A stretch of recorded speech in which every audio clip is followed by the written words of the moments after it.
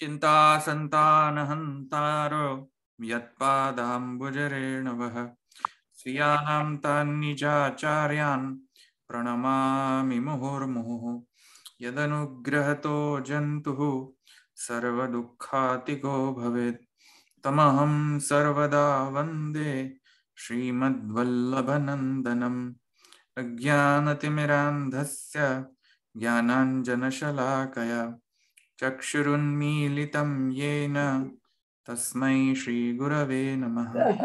नमामि हृदये शेषे लीलाक्षिराब्धिशायिनं लक्ष्मीसहस्रलीलाभिः सेव्यमानं कलानिधिं चतुर्भिश्च षड्भिर्विराजते योऽसौ पंचधा हृदये मम। पद्माबेन છે ને? હા હા ઓકે, આપણે 15મો સૂત્ર આવ્યા હતા ને, અને એમાં આપણે પૂરું એટલે કે એનું જે સંશય વિષય અને સંશય જોઈ લીધા હતા ને. વિષય સંશય જોઈ લીધા હતા કે નહીં? Yes no? એટલે આપણે ક્યાંથી શરૂ કરવાનું છે? ત્યાંથી ભાષ્યમાં જઈએ ને તો પ્રકાશવત,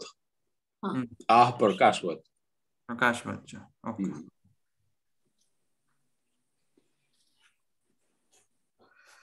તો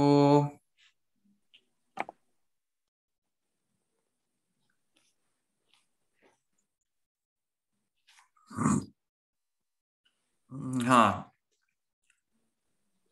सर्व व्यवहारातीते पूर्व सूत्रे सर्वकर्मत्वादिभिः ब्रह्मणो व्यवहार्यत्वोक्ते प्रशासितृत्वादि वास्तव भगवत धर्माणां च अलौकिकत्वेन व्यवहार विषयत्व भावेन सर्व व्यवहारातीते इति अर्थः।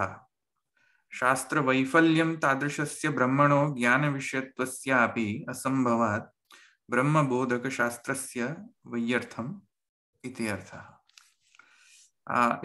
विरोध सर्व व्यवहारातीते मनोवेद्यत्वस्यापि असंभवात् श्रुति विरोधः इति अर्थः। इति च इति अनयोरपि श्रुत्योः विरोध इति अर्थः। ત્યાં સુધી આપણે જોયું હતું વિરોધથી સુધી, અને વિરોધ એટલે કે બ્રહ્મનો જે સર્વ વ્યવહારાતી તત્વ જે છે, જે બ્રહ્મ ધર્મ છે એ સર્વ વ્યવહારથી અતીત છે. બ્રહ્મ ધર્મોની અનુભૂતિ તો સર્વ વ્યવહારથી જો અતીત હોય તો તમ તુ ઔપનિષદમ પુરુષમ પૃચ્છામિ યતો વાચો નિવર્તન્તે, अथवा एक बाजू मनसैव एतदाप्तव्यम, तो एक बाजू एम कहे छे के मनथी ए भगवत धर्मोनो ने समझी शकाय छे, भगवान ने मनसैव एतदाप्तव्यम, अने एना कॉन्ट्रास्ट में तम तू नहीं यतो वाचो निवर्तन्ते अप्राप्य मनसा सह, तो वाणी अने मननो विषय नथी एवुं कही रह्या छे। तो आ विरोध जे प्राप्त थाय छे केम के एकदेशी मत एम कहे छे कि ब्रह्म धर्म अने ब्रह्म कार्य धर्म, ब्रह्म धर्म जे छे ए तो सर्व व्यवहारथी अतीत रहे छे। सर्व व्यवहारथी अतीत एटले के लौकिक साधनों द्वारा ते प्राप्य नहीं। लौकिक साधनों द्वारा ये अलौकिक ब्रह्म धर्म जे छे ए प्राप्य नहीं, एवं कहवानो अर्थ हतो एमनो एकदेशीनो।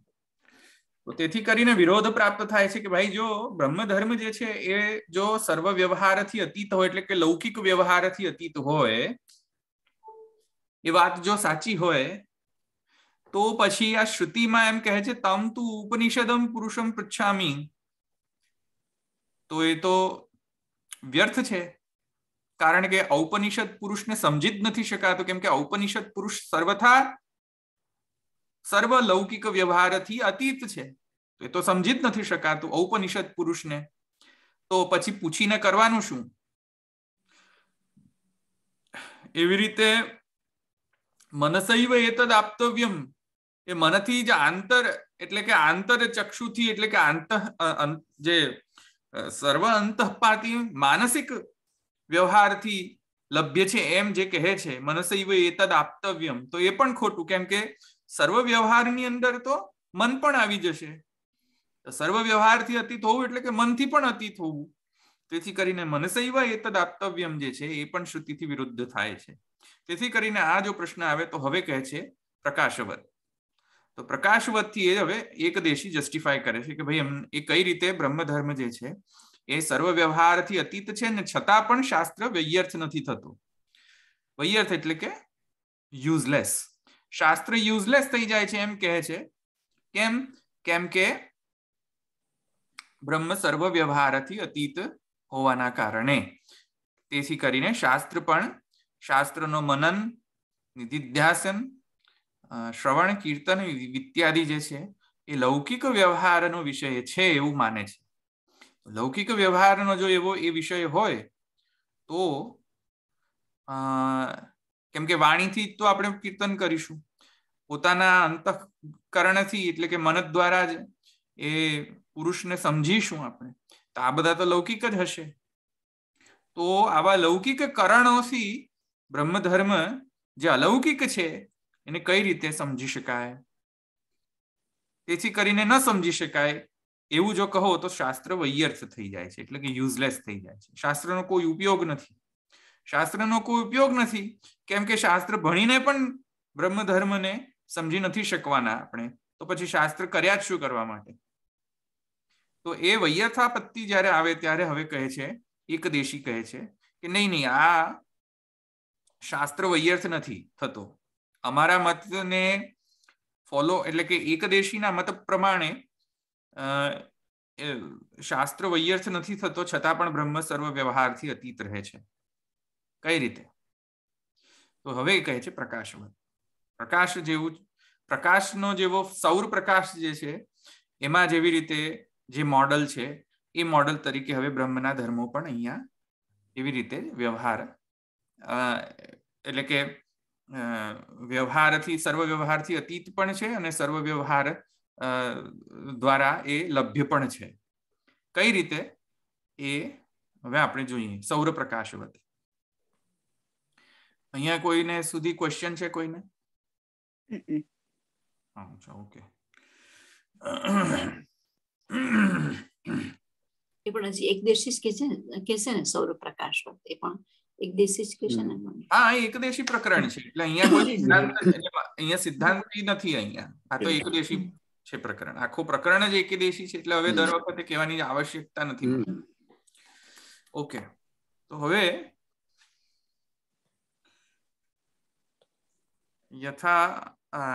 यथा सौर प्रकाशः व्यवहार्य अव्यवहार्यश्च नहीं स्वतः संपादयितुं शक्यते स्थापयितुं वा आगते तु सूर्ये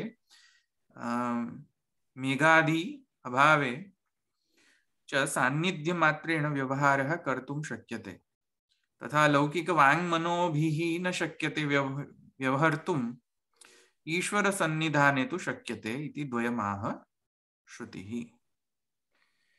હવે અહીંયા આપણે થોડું ડાયાગ્રામેટિકલી સમજી લઈએ.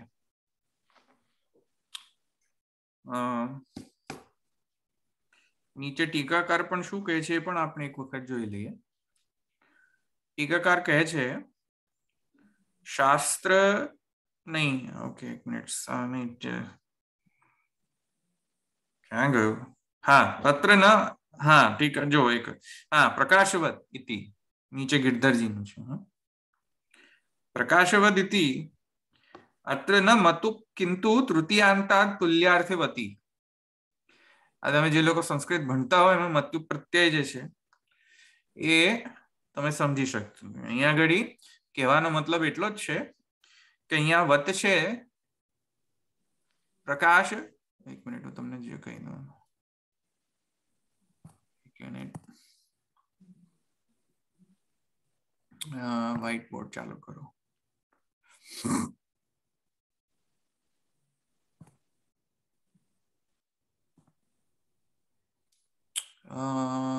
क्या गयो अपनो व्हाइट बोर्ड? हाँ जो व्हाइट बोर्ड हाँ શું છે? What?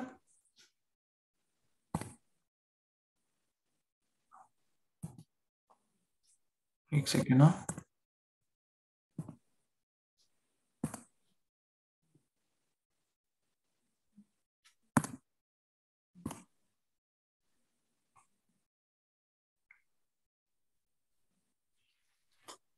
ઓકે દેખાય છે વ્હાઇટ બોર્ડ? હા હા હવે હું હા આપણે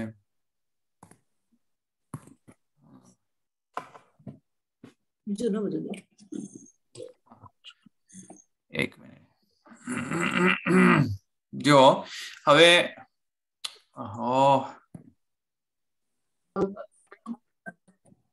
આખો પેઇન્ટ કરેલો છે. કોણ બોલ્યું?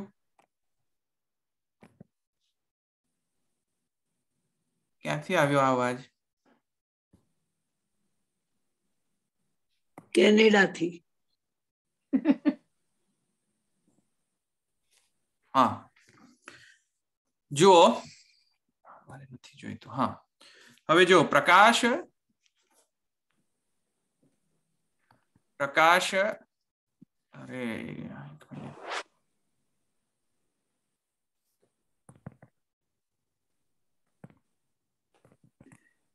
આ ખબર નહીં, એક મિનિટ. હા હમણાં મોટું બોર્ડ દેખાતું હતું, હવે નથી દેખાતું. हाँ एक सेकेंड, एक सेकेंड.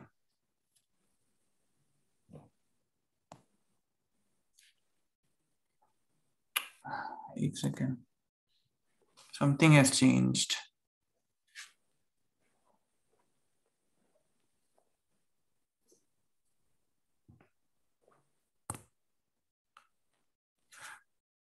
ये लोग कोई एप्लीकेशन चेंज कर देते. Okay that's fine. ओके અને આપણે આને ક્યાં લઈ જઈશું? નીચે લઈ જઈએ. ઓકે હવે દેખાય છે ને?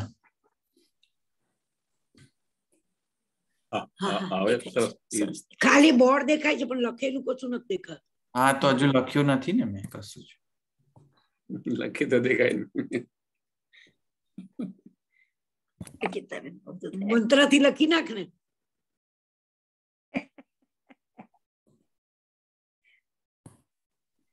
Gosh, I have no idea what's going on. एक मिनट, आ चेंज કેમ કરી દીધું એપ્લિકેશન? Oh my goodness. એટલે મંત્રથી લખી કાઢ. प्रतिभाबेन एक मिनट, डोंट, एक मिनट,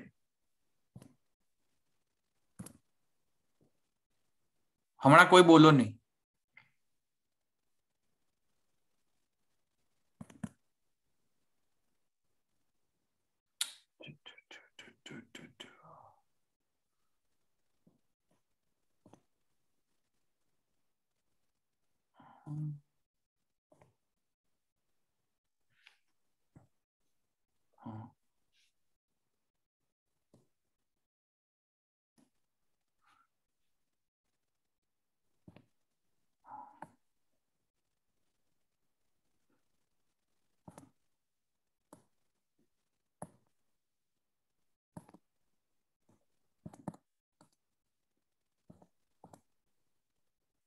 एक minute.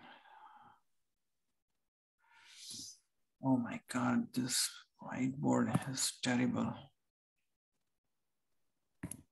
Why did they update?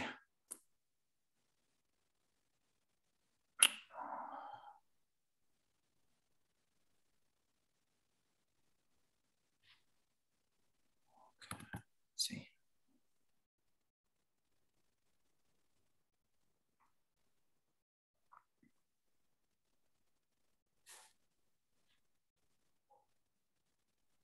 હવે દેખ. हाँ મને ખબર છે પણ હા હવે બરાબર છે. ઓકે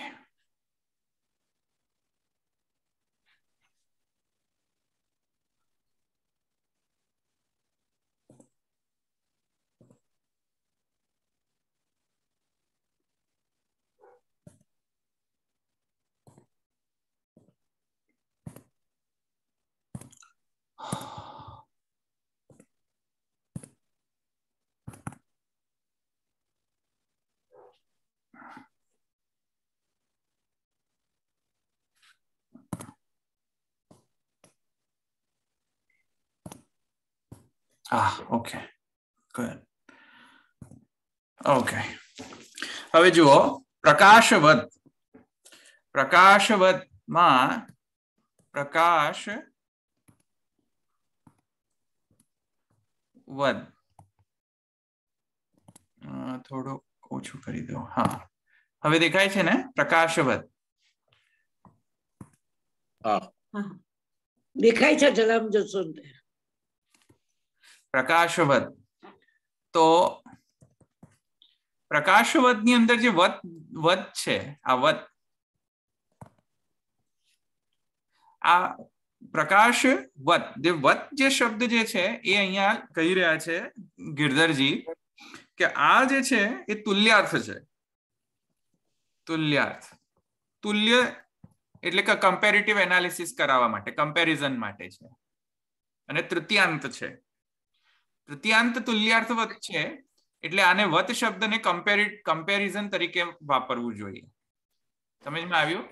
એટલે આ પ્રકાશની જેમ એમ સમજવું જોઈએ. કમ્પેર ટુ સૌર પ્રકાશ એટલે કે અહીંયા કમ્પેરિઝન છે. અહીંયા સમજમાં આવી ગયું? આ કમ્પેરિઝન છે. હવે આને બહુ વધારે આપણે ડિટેલમાં નથી જવું પણ આ જસ્ટ આટલું સમજી લો કે આ તુલ્યાર્થ છે કમ્પેરિઝન. સમજી ગયા? હવે જુઓ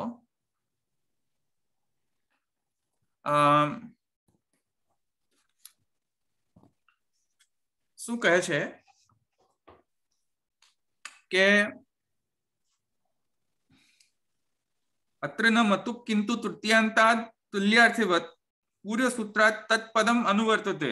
પૂર્વસૂત્રમાં જે તત્પદ જે તદ શબ્દ જે છે અરૂપવદ એવી તત્પ્રધાનત્વાત છે ને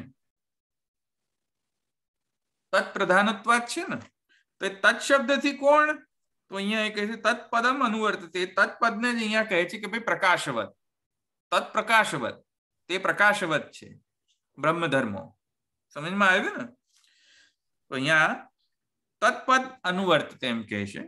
તથા ચ બ્રહ્મ પ્રકાશેન તુલ્યમ ઇતિ અર્થ. બ્રહ્મ પ્રકાશથી તુલ્ય છે. મેં તમને કહ્યું ને એમ સૌર પ્રકાશ બ્રહ્મ પ્રકાશ એટલે અહીંયા જેમ સૌર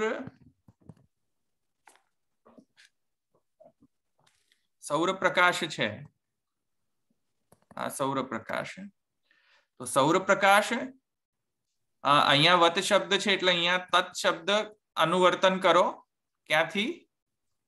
પૂર્વસૂત્રથી. પૂર્વસૂત્ર દ્વારા. સમજમાં આવ્યું? અને તત્પદ છે કોણ? બ્રહ્મપરક.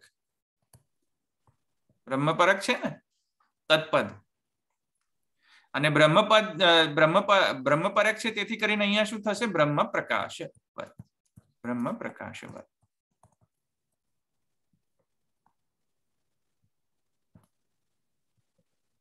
સમજમાં આવી? તો આ પ્રકારે અહીંયા સૌર પ્રકાશ જે છે એને અહીંયા આપણે શું લઈશું? બ્રહ્મ પ્રકાશ.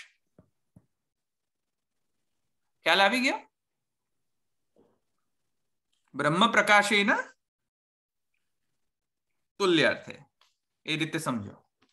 તો પેલો જે પ્રકાશવત અવયર્થમ જે છે ને તો એ પ્રકાશવત શબ્દ જે છે એને કારણ કે સૌર પ્રકાશ છે તો સૌર પ્રકાશ ને તો લિટરલી તો ન લેવાય. અવાજ નથી આવતો. અવાજ નથી આવતો બિલકુલ. કોને અવાજ નથી આવતો? કોને અવાજ નથી આવતો? ના અમારે તો સરસ આવે છે. તો કોને નથી આવતો? કોણ હતું હમણાં? પેલા કમુબેન.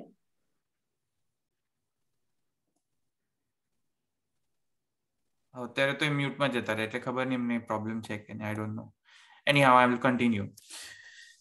સમજમાં આવે છે અહીંયા સુધી બધાને? હા કે નામાં બોલો. હા હા હા હા હા ખ્યાલ આવી સમજાય છે. હવે આગળ કહે છે જો, એટલે કે પ્રકાશવત. હવે આપણે એને જોઈએ કઈ રીતે પ્રકાશવત છે. દૃષ્ટાંત જે છે પ્રકાશવત કઈ રીતે. તો પ્રકાશ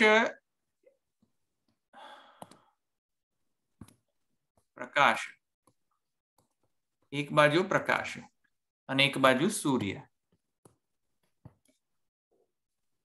આ સૂર્ય જે છે એ ધર્મી છે અને પ્રકાશ જે છે ધર્મ છે. સૂર્ય ધર્મી, પ્રકાશ ધર્મ. આ રિલેશન સમજમાં આવે છે ને સૂર્ય અને સૂર્યપ્રકાશ વચ્ચે. સૂર્ય ધર્મી અને પ્રકાશ ધર્મ જો હોય, સૂર્ય અને પ્રકાશની વચ્ચે ધર્મધર્મીનો સંબંધ છે, તો સૂર્ય કોણ છે અહીંયા? બ્રહ્મ. આ પ્રકરણની અંદર. અને પ્રકાશવત કોણ છે? બોલો. એનો ધર્મ. ભગવત ધર્મ. બરાબર છે ને? ભગવત ધર્મ. અહીંયા ભગવાન પણ કહી શકો તમે એને. સૂર્યવત ભગવાન છે અને પ્રકાશવત કોણ? ભગવાનના ધર્મો, ભગવત ધર્મ. કાર્ય ધર્મ નહીં, માઇન્ડેડ, સાક્ષાત ભગવાનના જ ધર્મો. તો હવે જુઓ, જો આવો હોય ધર્મધર્મીનો સંબંધ, અને તેથી કરીને આ સંબંધ આવી રીતે. અને ભગવત ધર્મ અને ભગવાન, આવી રીતે આવો સંબંધ જો હોય તો હવે શું સમજમાં આવે છે આવા સંબંધથી?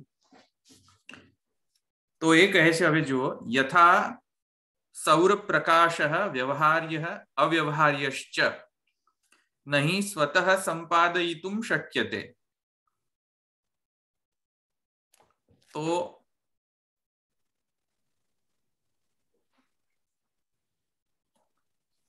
પ્રકાશનો ગુણ કેવો, પ્રકાશનો ધર્મ કેવો છે એ હવે આપણે સમજીએ. આને રબ કરી દઉં ને હવે, ધર્મધર્મીનો કરી લીધું ને?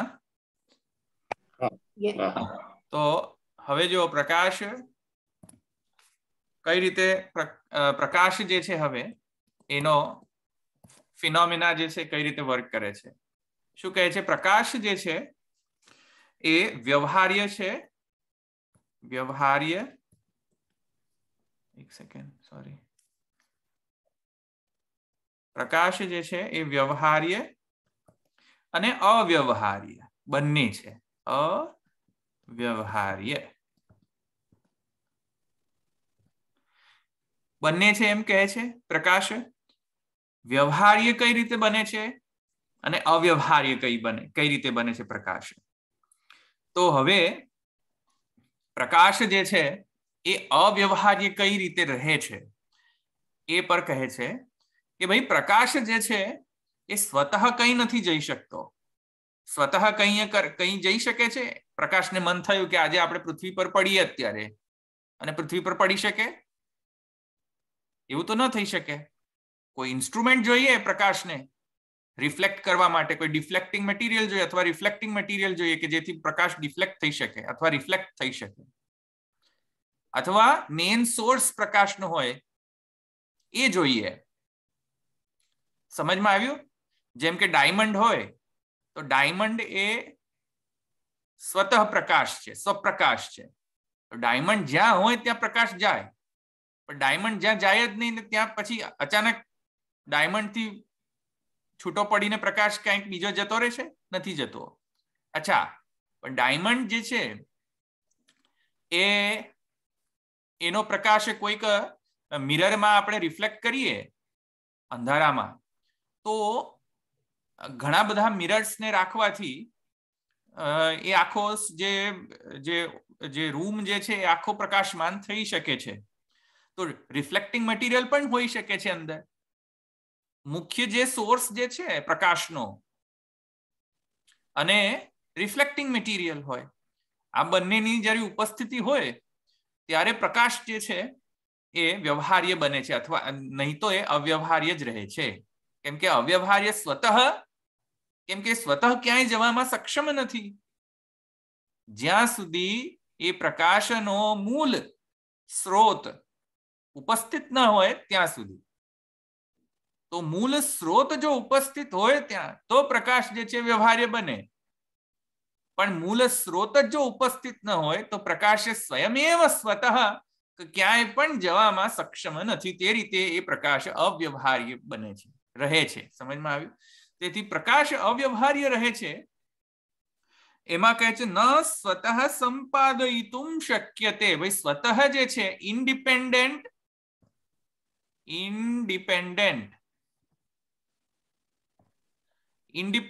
નથી. સમજમાં આવ્યું? સ્વતંત્ર નથી. કોનાથી સ્વતંત્ર? સ્રોતથી.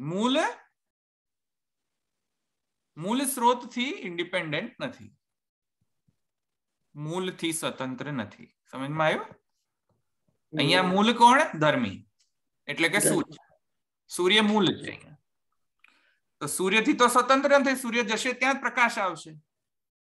તેથી કરીને સ્વતઃ સંપાદન કરવું પ્રકાશ દ્વારા અશક્ય છે. એ તો સૂર્ય સંપાદન કરે પ્રકાશનું તો એ ત્યાં યથાદેશ કાલ જે છે ત્યાં એ જઈ શકે પ્રકાશ, વરના તો ન જઈ શકે અન્યથા. તો એ રીતે એ અવ્યવહાર્ય રહે છે પ્રકાશ. અને મેં તમને કહ્યું તું પ્રકાશ અહીંયા કોનો સૂચક છે? કોનો સૂચક છે પ્રકાશ? ભગવત ધર્મ. યાદ રાખો, ભગવત ધર્મ. અને મૂળ બરાબર ધર્મી, ધર્મી બરાબર ભગવાન. સમજમાં આવ્યું? તો આ એક દેશી મત છે. પાછું હું લખી દઉં.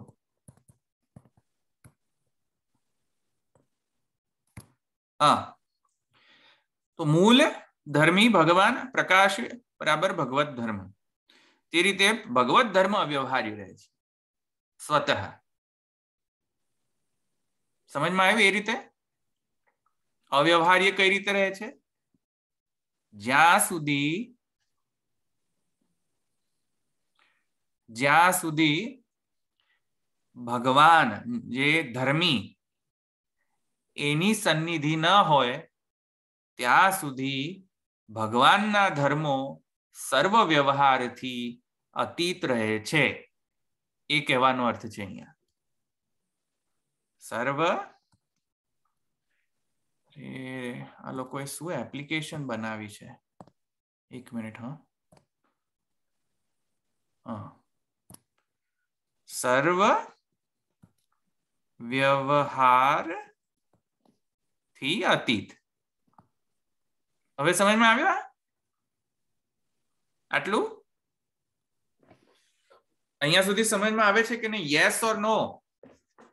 હા હા હા હા આવે છે. હા, મ્યુટમાં બોલતા બરાબર સમજાય છે. હવે વ્યવહાર્ય કઈ રીતે થાય છે એ સમજો.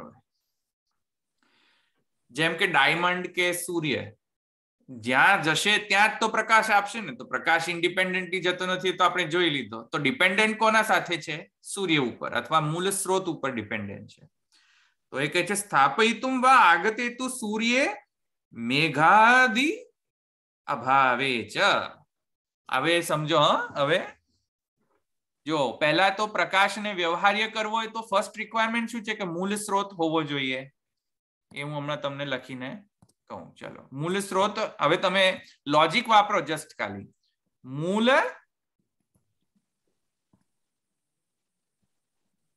अरे एक मिनिट, हाँ,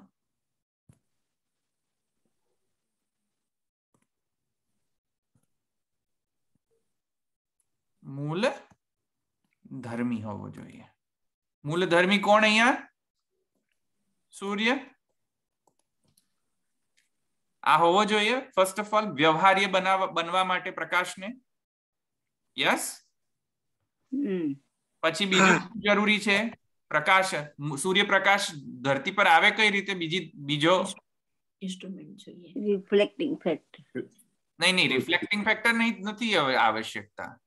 સૂર્યપ્રકાશને ધરતી પર પડવું હોય તો એક તો સૂર્ય હોવો જોઈએ ત્યાં. નીચે બી કઈક દેખાય એવું હોવું જોઈએ ને તો થાય ને.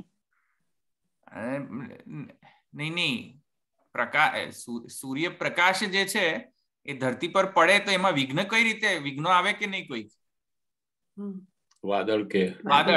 વાદળનો અભાવ હોવો જોઈએ ને. વાદળનો અભાવ. હા, તો મેઘ આદિ. મેઘ આદિ નો મતલબ કોઈ થંડરસ્ટોર્મ કશું ના ચાલતું હોવું જોઈએ, બરાબર છે કે નહીં? મેઘ આદિનો અભાવ હોવો જોઈએ. એટલે કે વચ્ચે અવરોધ ના હોવો જોઈએ કોઈ પણ પ્રકાર. હા, અવરોધ ન હોવો જોઈએ કોઈ પણ પ્રકારનો. વચ્ચે કોઈક એવો ઇન્સ્ટ્રુમેન્ટ મૂકી દે કે ડિફ્લેક્ટ કશું જ ન થાય તો નીચે તો પ્રકાશ આવી જ ન શકે ને. તો મેઘ આદિનો અભાવ હોવો જોઈએ બીજી કન્ડિશન. તો પ્રકાશ ત્યાં આવી શકે પૃથ્વી પર. હવે આ આદિ શબ્દ છે એમાં ઘણું બધું આવી જાય છે, આપણે જોઈએ. હા, આ મેઘ આદિ એમ શબ્દ છે ને, જુઓ, મેઘ આદિ અભાવ એમ કહ્યું છે ને. તો એ આદિમાં પણ ઘણું બધું આવે છે, આપણે પછી જોશું આપણે. પણ અત્યારે આ દૃષ્ટાંત તો સમજમાં આવી ગયું સૂર્યપ્રકાશ અને સૂર્ય વચ્ચે. હવે ભગવાનના કેસમાં શું થાય છે જુઓ. તો કહે છે કે યથા સૌર પ્રકાશ વ્યવહાર્ય અને અવ્યવહાર્ય. આ તો મેં તમને સમજાવ્યું. પ્રકાશ વ્યવહાર્ય પણ છે, અવ્યવહાર્ય પણ છે. અવ્યવહાર્ય કઈ રીતે રહે છે એ પણ મેં તમને સમજાવ્યું. આગળ કહે છે નહીં સ્વતઃ સંપાદયિતુમ શક્યતે. બરાબર છે, એ સમજી ગયા. સ્થાપયિતુમ વા આગતે તો સૂર્ય મેઘાદિ અભાવે ચ સાનિધ્ય માત્રેણ વ્યવહાર. એટલે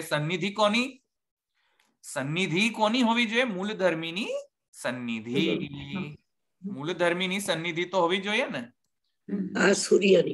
સૂર્યની સન્નિધિ. તો સન્નિધિ બરાબર છે ને. મૂળ સૂર્યની સન્નિધિ હોવી જોઈએ અને મેઘ આદિનો ભાવ હોવો જોઈએ. વ્યવહાર કરતું શક્ય તે તો પ્રકાશ વ્યવહાર્ય બને છે. હવે ભગવાનના કેસમાં આપણે જોઈએ. હવે ભગવાનની આ પેરેલિઝમ છે. સૂર્યપ્રકાશ ઇઝ ઇક્વલ ટુ ભગવાન અને ભગવત ધર્મ, એ રીતે સમજો. ધર્મધર્મી. હવે ભગવાનના કેસમાં જુઓ કેવી રીતે થાય છે. સિમિલરલી ભગવાન મૂળધર્મી નો અર્થ અહીંયા શું થશે? મૂળધર્મી એટલે સ્વયં ભગવાન. તો સ્વયં ભગવાનની સન્નિધિ. જ્યારે સ્વયં ભગવાનની સન્નિધિ હોય ત્યારે અને મેઘ આદિનો અભાવ એટલે કે, હવે સમજો, મેઘ આદિનો અભાવ એટલે કે સાધન, ભગવાનને પ્રાપ્ત કરવાના સાધન અથવા ઉપાસના જ્યારે કરો ત્યારે ભગવત ધર્મ વ્યવહાર્ય બને છે.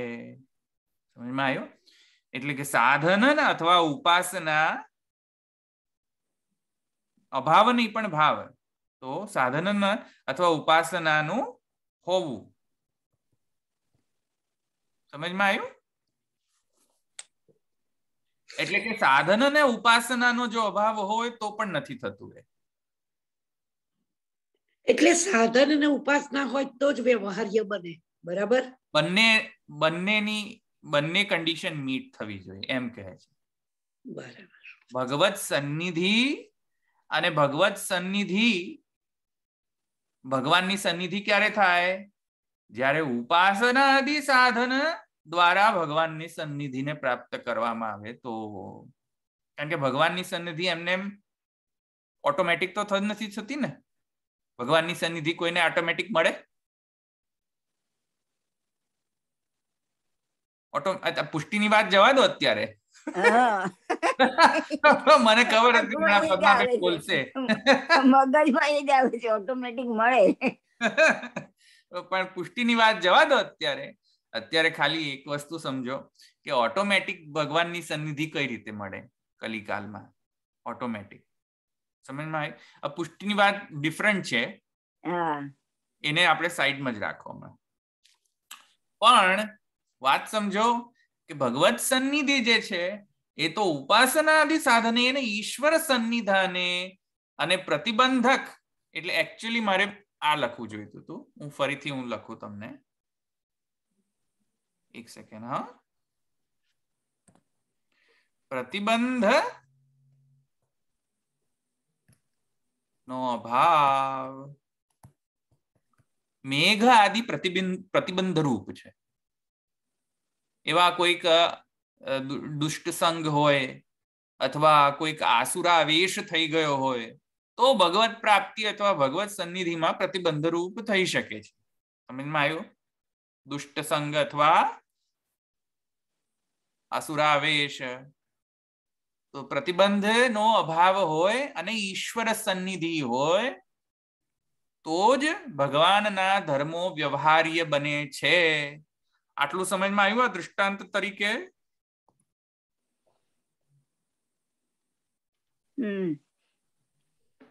સમજાયું. હવે સન્નિધિનો અર્થ શું કરવો હવે એ સમજો. આ સન્નિધિ જે છે ને શબ્દ, ભગવત સન્નિધાને, જો શું ઈશ્વર સન્નિધાને તું એમ લખ્યું છે ને મહાપ્રભુજીએ. ઈશ્વર સન્નિધાને તું શક્યતે. ઈશ્વર સન્નિધાન એટલે શું? તો ઈશ્વર સન્નિધાન એટલે શું એનો અર્થ કરતા પુરુષોત્તમજી કહે છે સન્નિધાને તું શક્યતે ઇતિ ઉપાસનાદિ સાધનેન ઈશ્વર સન્નિધાને પ્રતિબંધક અભાવાત શક્યતે. અને નીચે સન્નિધાન શબ્દ ઉપર વધારે વિવેચન કરતા એમ કે છે ઈશ્વર સન્નિધાનમ હૃદય પ્રવિષ્ટ કર્ણરંધ્રેણ ઇતિ વાક્યાત ફલ પ્રકરણે પ્રસિદ્ધમ પ્રતિપક્ષેષુ ઈશ્વર સન્નિધાનમ ભગવદ વાક્ય પૂર્વ પક્ષીકરણ સમયે બે દૃષ્ટાંત બતાવે છે ઈશ્વર સન્નિધાનના. તો ઈશ્વર સન્નિધાનમાં પ્રથમતયા ગોપેશ્વરજી, યોગી ગોપેશ્વરજી કહે છે કે ભાઈ દ્વિતીય પ્રકરણની અંદર દ્વિતીય સ્કંધની અંદર ભાગવત દ્વિતીય સ્કંધની અંદર અષ્ટમ અધ્યાય અને પંચમ શ્લોકની અંદર કહે છે પ્રવિષ્ટ કર્ણરંધ્રેણ સ્વાનામ ભાવ સરોરુહમ ધુનોતિ શમલમ કૃષ્ણ સલિલસ્ય યથા શરદ. સમજમાં? ધુનોતિ શમલમ કૃષ્ણ સલિલસ્ય યથા શરદ પ્રવિષ્ટ કર્ણરંધ્રેણ. અરે ભાઈ ભગવાનના મનન ચિંતન કીર્તન શ્રવણ કીર્તન મનન નિધિધ્યાસન ઇત્યાદિ જો ભક્ત કરે તો ભગવાન શું કરે છે? ભગવાન ભક્તના કર્ણરંધ્ર ઇત્યાદિ જે હૃત્કર્ણ પ્રસાદ રૂપે કર્ણરંધ્રેણ શ્રવણ દ્વારા પ્રવિષ્ટ કરીને સ્વાનામ ભાવ સરોરુહમ, ભાવરૂપ જે સરોરુહ છે, કમલ જે છે હૃદયની અંદર, એ હૃદયરૂપ ભાવ સરોરુહ એટલે કે કમલ માં એ પ્રવિષ્ટ થઈને બિરાજે છે અને બિરાજવાના કારણે ધુનોતી. સમજમાં આવ્યું? ધુનોતી એટલે કે બધા મલને એ સાફ કરે, મૂળ જે છે એ શુદ્ધ કરી દે છે બધા મલ. તો હૃદયમાં એ હૃદય કમલમાં પ્રવિષ્ટ થઈને બિરાજીને અને પછી એ શુદ્ધ ભક્તને શુદ્ધ કરે છે. ધુનોતી શમલમ કૃષ્ણ સલિલસ્ય યથા શરદ. જે રીતે શરદ ઋતુની અંદર શરદ જલને શુદ્ધ કરે છે તેવી રીતે ભગવાનની સન્નિધિ પ્રાપ્ત થતા ભક્તના જે સર્વકાઈ જે છે દોષ ઇત્યાદિ જે બધાને એ ભગવાન શુદ્ધ કરે છે શરદ ઋતુની જેમ. આધુનોતિ શમલમ કૃષ્ણસ્ય કૃષ્ણ સલિલસ્ય યથા શરદ. તો એ સન્નિધિ અહીંયા સમજવી, એવી પ્રકારની સન્નિધિ. ક્લિયર? ભગવાનની સન્નિધિ એટલે સમજમાં આવ્યું? ભગવત સન્નિધિ, ઈશ્વર સન્નિધિ એટલે શું? હા હા બરાબર સમજાયું. અચ્છા, હવે બીજું કહે છે ફલ પ્રકરણે પ્રસિદ્ધમ. અરે ભાઈ, ફલ પ્રકરણ ની અંદર તો એ પ્રસિદ્ધ છે. કેમ કે વ્રજ ભક્તેષુ ઈશ્વર સન્નિધાનમ. અરે ભાઈ, વ્રજ ભક્તો જે છે ઈશ્વર સાથે આ જે મને પ્રશ્નોત્તરી ઇત્યાદિ જે એક્સચેન્જ કરી શક્યા, કન્વર્ઝેશન કરી શક્યા અને પૂર્વ પક્ષ કરી શક્યા, એ શાના કારણે? એ ભગવત સન્નિધિના કારણે. ભાઈ, ભગવાન એમને કરવા લાયક બનાવ્યા, એથી એ પૂર્વ પક્ષી કરી શક્યા. સમજમાં આવ્યું કે નહીં? તો ભગવદ વાક્ય પૂર્વ પક્ષીકરણ સમય નહીં તો ભગવાનની સન્નિધિ ન હોય તો એ ઐશ્વર્ય ગોપીમાં આવે નહીં, ગોપિકાઓની અંદર, કે જેથી કરીને ભગવદ વાક્યને એ ના પાડી શકે કે ભાઈ નહીં નહીં, અમે નહીં જઈએ. ભગવાન કહે છે જાઓ અહીંયાથી. આવ્યું ને સમજમાં? ભગવાન કહે છે કે આટલા મને મહાનિશીની અંદર કેમ આવ્યા? જાઓ અહીંયાથી વેણુનાથ શ્રવણ કરીને. કેમ આવ્યા તમે અહીંયા? અઘોર રૂપા છે કે ઘોર રૂપા છે? સમજમાં આવ્યું કે? તો વ્રજભક્તેષુ ઈશ્વર સન્નિધાન. ભાઈ, ઈશ્વરની સન્નિધિ હતી તો એ પૂર્વ પક્ષ કરી શક્યા. એટલે ઐશ્વર્ય જે છે એ ઐશ્વર્યના કારણે, એટલે ઐશ્વર્ય કોનું? ગોપિકાઓનું નહોતું ઐશ્વર્ય પૂર્વ પક્ષી કરવા માટે, પણ એ ઐશ્વર્ય કોનું હતું? ભગવત સન્નિધિના કારણે, ભગવાનના કારણે, સૂર્યના કારણે. કેમ કે સૂર્ય હતો ત્યાં તો એ ભગવત ધર્મ, ત્યાં ઐશ્વર્ય રૂપ ભગવત ધર્મ જે છે ત્યાં એ આવિર્ભૂત પામ્યો હૃદયની અંદર. સમજમાં આવી? તેથી અહીંયા કહે છે કે ભાઈ, જેમ સૂર્યપ્રકાશ સૂર્યની ઉપર ડિપેન્ડન્ટ છે અને મેઘા આદિ પ્રતિબંધના અભાવ ઉપર ડિપેન્ડન્ટ છે, તેવી રીતે ભગવત ધર્મ જે છે એ ભગવાન જે ધર્મી છે, જ્યાં એ ધર્મી આવિર્ભૂત થાય અથવા એની સન્નિધિ પ્રાપ્ત થાય સાક્ષાત, અને જે કાંઈ પણ આસુર આવેશ અથવા આસુરી વૃત્તિ ઇત્યાદિનો જો પ્રતિબંધ, એટલે રૂપ જો પ્રતિબંધ ન હોય, ત્યારે પછી એ સર્વ જે પ્રકાશ, ભગવત ધર્મ રૂપ પ્રકાશ જે છે તે વ્યવહાર્ય બને છે. ત્યારે ભગવત ધર્મ જે છે એ વ્યવહાર્ય બને છે, એ અવ્યવહાર્ય નથી રહેતો. ત્યારે એવી રીતે એકદેશી મત એમ કહે છે કે ભાઈ, એ ભગવત ધર્મ અવ્યવહાર્ય રહે છે, એટલે કે સર્વ વ્યવહાર અતીત પણ રહે છે, અને એટ ધ સેમ ટાઈમ ઈશ્વર સન્નિધિ જો હોય તો એ વ્યવહાર્ય પણ થઈ શકે છે. ક્લિયર? એથી કરીને શું કહે છે અલ્ટિમેટલી એ એકદેશી કે ભાઈ જુઓ, ભગવત જે ધર્મ છે એ લૌકિક કરણોથી આવિર્ભૂત ન પામ્યો, એ અલૌકિક જ રહ્યો. સમજમાં આવ્યું કે નહીં? એ અલૌકિક જ રહ્યો, અલૌકિક કરણોથી જ લભ્ય છે. કારણ કે ઈશ્વર સન્નિધિ અલૌકિક કરણ છે. ચાલુ ખાતાના મનથી પ્રાપ્ત થયો એ ઈશ્વર નહીં, ઈશ્વર સન્નિધિના કારણે ઈશ્વર ભગવત ધર્મ આવ્યો. સમજમાં આવી કે નહીં વાત? તો અલૌકિક કરણ દ્વારા એ વ્યવહાર્ય થાય છે, વ્યવહાર્ય. અને જ્યારે અવ્યવહાર્ય જ્યારે કહે છે શ્રુતિ, ત્યારે શું કહે છે કે ભાઈ, લૌકિક મન, લૌકિક વાણીથી એ વ્યવહાર્ય નથી, એવો અર્થ થાય. ક્લિયર? આટલું?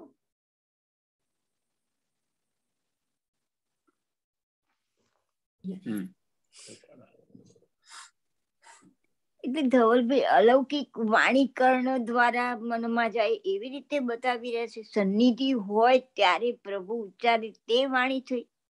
નો, એ રીતે નહીં.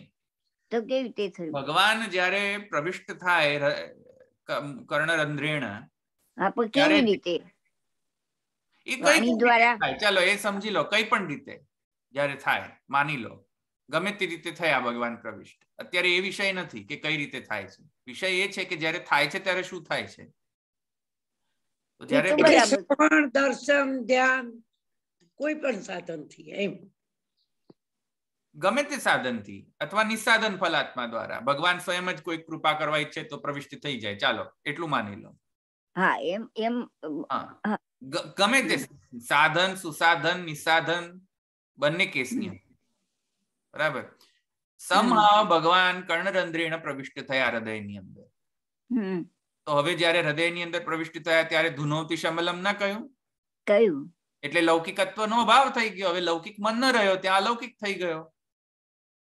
હવે અલૌકિક ઇન્દ્રિયો થઈ ગઈ ભક્તની. તો હવે અલૌકિક ઇન્દ્રિયોથી તો અલૌકિક કરણો થઈ ગયા ને. તો અલૌકિક કરણોથી તો ભગવાન વ્યવહાર્ય બને જ છે ને, એમ તો કહે જ છે એકદેશી. તે રીતે એકદેશી એ સૌરપ્રકાશ વત એક્ઝામ્પલ આપ્યો. સમજમાં આવ્યું? બીજું એક એવું થતું હતું કે પહેલા જયારે જે એકદેશી બધા કર્યું એમાં બ્રહ્મની જ વાત કરીને અહીંયા ભગવાન એટલે ધર્મી કેમ લીધું? એટલે એનું એ જ એને એવી રીતે બતાવ્યું. અહીંયા ભગવાન કહો કે બ્રહ્મ કહો, અહીંયા જસ્ટ ઇન્ટરચેન્જેબલી યુઝ કર્યું છે. મેં અહીંયા જે બતાવ્યું છે એ ભગવાન શબ્દ જે છે તો મેં જસ્ટ ખાલી ઇન્ટરચેન્જેબલી લિબર્ટી લીધી છે મેં. બાકી તો એ બ્રહ્મ સંબોધીને જ કહી રહ્યો છે. હા, ભગવાન અને બ્રહ્મમાં શબ્દ માત્રનો ડિફરન્સ છે, બાકી તો એક જ છે ને ફિનોમિના. ફિનોમિના એક છે, પણ એટલે પછી બ્રહ્મના ધર્મો ને આ ધર્મ ભગવાનમાં ધર્મી સંબંધ બતાવ્યો છે ને. નહીં, અહીંયા એ રીતે નથી સમજવાનું. અહીંયા ભગવાન અને બ્રહ્મ ઇન્ટરચેન્જેબલી યુઝ કર્યો છે. અચ્છા, બતાવવા માટે. બ્રહ્મેતિ પરમાત્મેતિ ભગવાન એપી સૃષ્ટિ શબ્દતે. હા, બસ એ રીતે. એ ત્રણેય રાઈટ, એ તો બરાબર. પણ ધર્મ બ્રહ્મમાં આપણે તો ક્યાં એવી રીતે ગણતા હોઈએ છીએ? ભગવાન થાય ત્યારે ધર્મી થાય છે ને ધર્મ આવે એવી રીતે મને એવું ખ્યાલ છે. એટલે નહીં, બ્રહ્મ સાકાર બ્રહ્મવાદ ની અંદર બ્રહ્મ અલૌકિક ધર્મથી જ મંડિત તો ગણ્યા જ છે. એમાં ભગવાન થવાની જરૂર નથી ને. એમાં જરૂર નથી. ઓકે, સાકાર બ્રહ્મવાદમાં એ સ્થાપિત જ છે. તો એવી રીતે કોઈ જરૂર નથી. આ બ્રહ્મમાં સર્વ અલૌકિક ધર્મો તો રહેલા જ છે. એનીહાઉ, તો આ સમજમાં આવ્યું. હવે આ આખો ચાર્ટ જે છે મેં તમને કરીને બતાવ્યો. વ્યવહાર્ય કઈ રીતે બને છે અને અવ્યવહાર્ય કઈ રીતે. આ બધું અત્યાર સુધી બધું એકદેશીની વાત થઈ. આ એ બધું એકદેશી જ છે. બધું એકદેશી છે. આઈ નો. ચાલો, કોઈને પ્રશ્ન છે હજુ અહીંયા બિફોર આઈ રબ?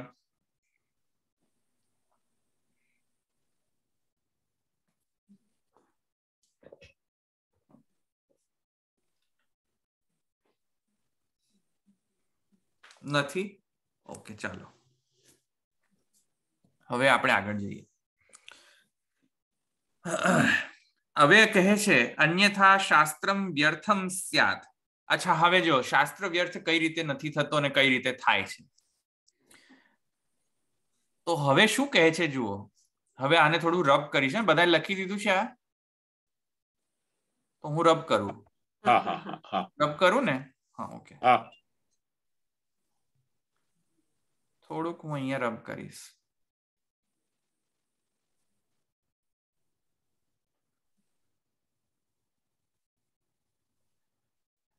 જો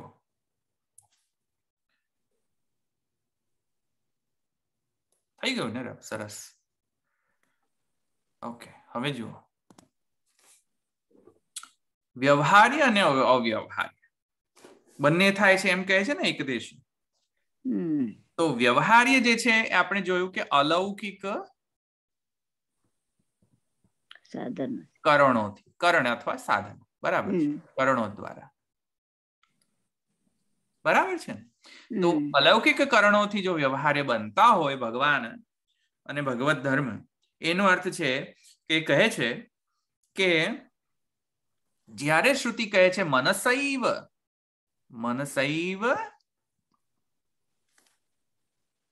આપ્તવ્યમ.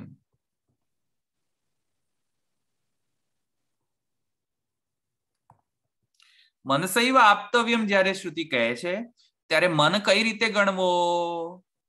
અલૌકિક સન્નિધિ. અલૌકિક ભગવત સન્નિધિ પ્રાપ્ત. ભગવદ સન્નિધિ એ રીતે ગણવું. આ સમજમાં આવે છે? જુઓ, હા, મનસૈવ આપ્તવ્યમ, મન દ્વારા એ પ્રાપ્ત થાય છે. અરે તો પ્રાપ્ત મન દ્વારા, કયા મન દ્વારા? તો હવે એકદેશી કહે છે ભાઈ અહીંયા મનસૈવ આપ્તવ્યમ જ્યારે શ્રુતિ કહે છે ત્યારે શું સમજવું? અલૌકિક મન દ્વારા. સમજમાં આવ્યું? અચ્છા, બીજી શ્રુતિ જો, હવે બીજા શ્રુતિની પણ કહે છે તમ તુ ઔપનિષદમ પુરુષમ પૃચ્છામિ. ઔપનિષદમ પુરુષમ પૃચ્છામિ. તો ઔપનિષદમ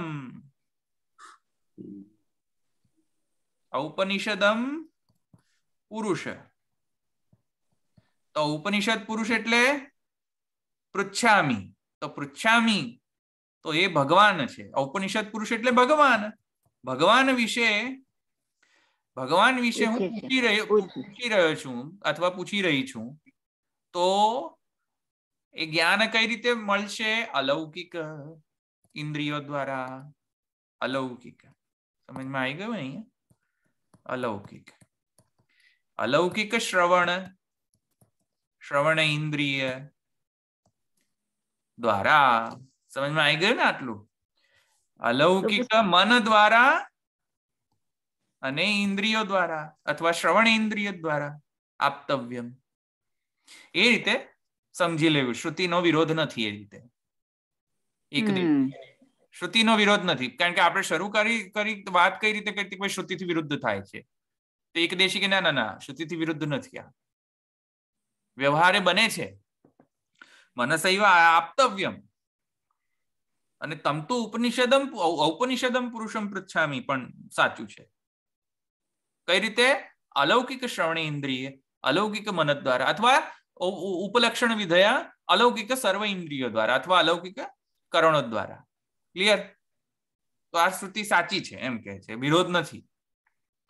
હવે અવ્યવહાર્યતા કઈ રીતે આવે છે જુઓ.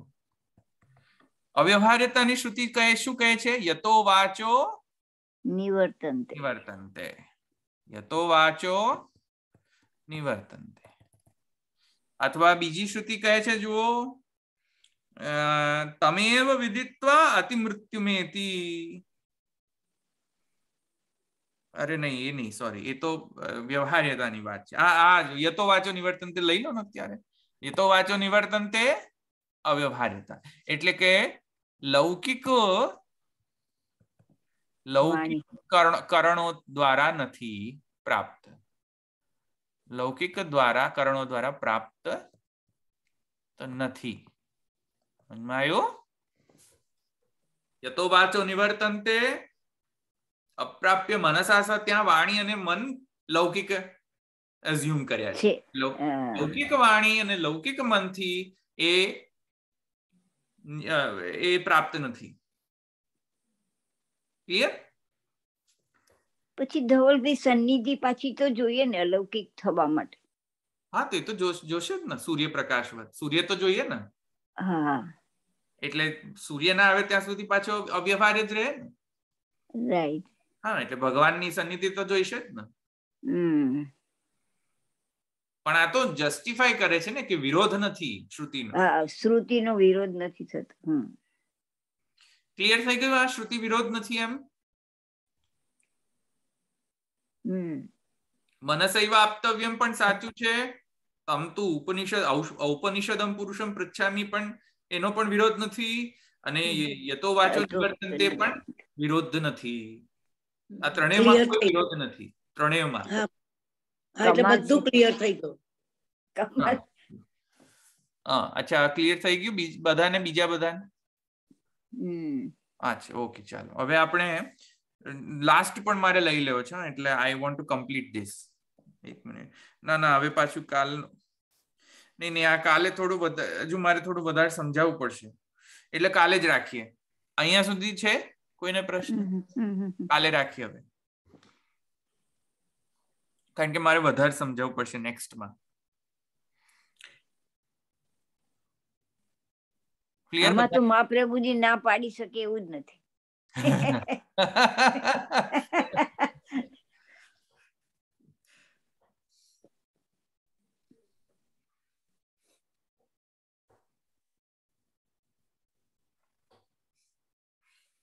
એ જોઈએ ને આપણે નેક્સ્ટ અધિકરણ. હા.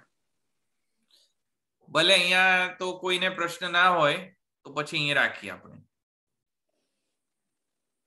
આ લોકો બધાને તમે બધા લખો છો ને, આ બધો જે ચાર્ટ બનાવું છે બધા લખો છો નોટબુકમાં કે નથી લખતા? હા હું લખું છું. હા લખો છો ને, બસ. ઓકે, તો હવે હું સ્ટોપ કરું, 1 મિનિટ. હા ચાલો, આપણે કોઈને પ્રશ્ન ન હોય તો આપણે રાખીએ અહીંયા આશ્રમ પદ લઈને. દશરથભાઈ લઈ લો ને આશ્રમ પદ. દ્રઢઈન ચરણ કેરો ભરોસો, દ્રઢઈન ચરણ કેરો, શિવલ્લભ નખ ચંદ્ર છટાભીન, સબ જગ માજે અંધેરો ભરોસો, દ્રઢઈન ચરણ કેરો, साधनी और नहीं आकली में जासो होय निवेदु, सूर कहा कहे द्विदया धरू, बिना मोल को चेरो भरोसो, दृढ़ चरण केरो, दृढ़ चरण केरो भरोसो, दृढ़ चरण केरो। वल्लभाधीश की जय, श्री गोपीनाथ प्रभु चरण की जय, श्री गोसाई परम दयाल की जय, श्याम सुंदर श्री यमुने महारानी की जय, श्री द्वारिकाधीश की जय। सर्व जय श्री कृष्ण। જય શ્રી કૃષ્ણ.